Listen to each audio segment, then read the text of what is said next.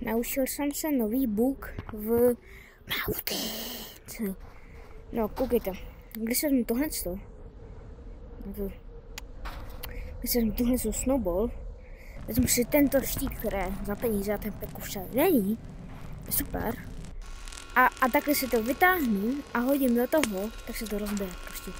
Můžu se snažit tak chci, ale prostě se to rozbije. No a s tím funguje i jeden cheat. Si mám klidně follow me. Hledá ty věci si odružím follow me. Ty vole, vy vidíte věci v bloku, ne? Hoši, tak jsem nečekal, že to nemůže být. No to nevím.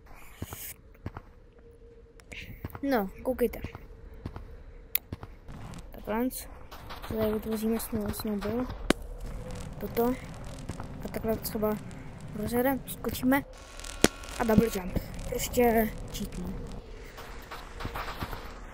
Takový jakoby cheat, který není cheatový. Nechápu. To bude vše pro dnešní video.